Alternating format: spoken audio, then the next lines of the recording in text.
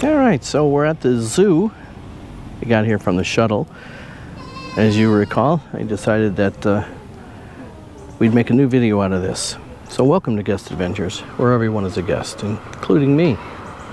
This is a property map of the Brookgreen Gardens.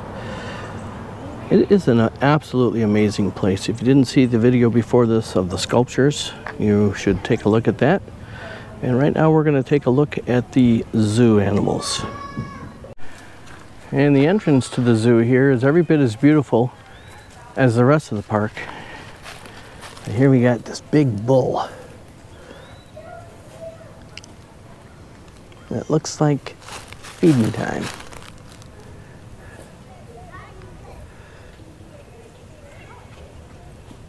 He's like, hey, where are you going with my lunch? There are sculptures even in the zoo. This is the timber wolf family.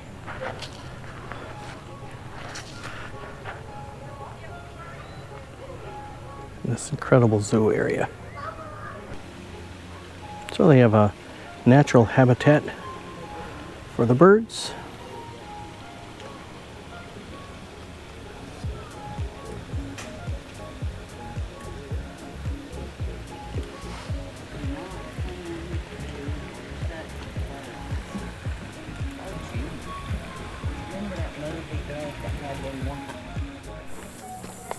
Just like the garden park, if you like to walk, this is a great place to come to.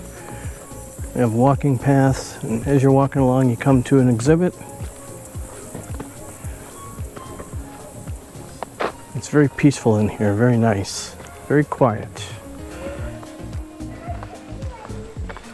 And they have some signs that tell you about the areas that you're going into. So this is the red fox, and I am told he's in the tree right there. But like every zoo that has natural habitats, it's hard to see him. But multiple people have said he's there, so I'm going to take their word for it. Off right there is a bald eagle. He's got his back feathers to us, but he's looking at us.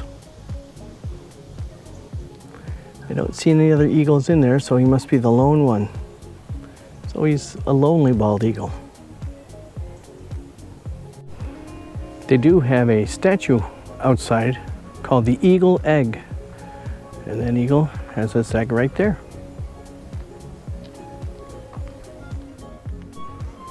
I'm not quite sure if you can see through that screen, but there's two barred owls. One on the top of that hutch and one in it.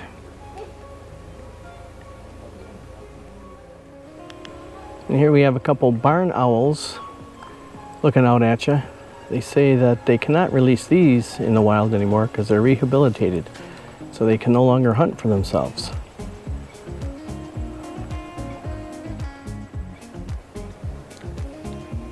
And perched up on these two big logs are the red-tailed hawk.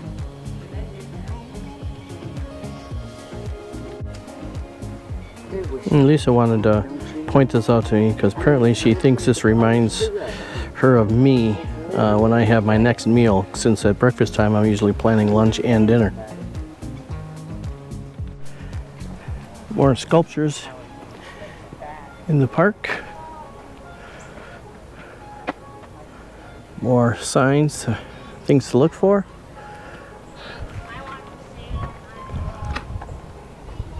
And a big pond that has a North American alligator in it somewhere. Now, if you want to see a lot of alligators, you go to the Alligator Adventure here in Myrtle Beach. I do have a video if you want to look at that, but that's an amazing place in and of itself with all the different types of alligators. All right, so we spotted the alligator right there. See the back of him. To the left is his head, sticking out a little bit. He's walking on the other side of the sculptures, away from the alligators. There's a mailbox there, in case you want to send a letter to the animals, I think. I don't know.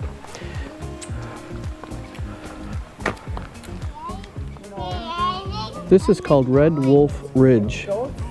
Hard to see, but on either side of that tree are two wolves sleeping. This is their habitat.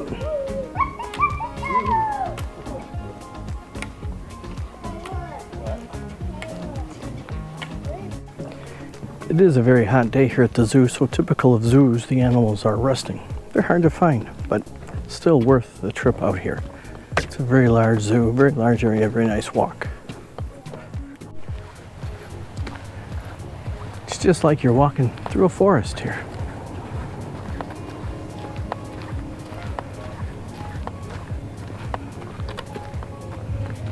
And then you get to a parking lot. Back to reality.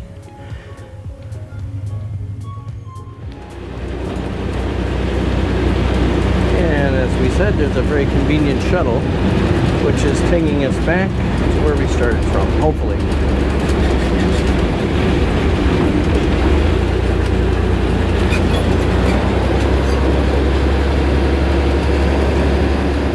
There's not a whole lot to see in that zoo area.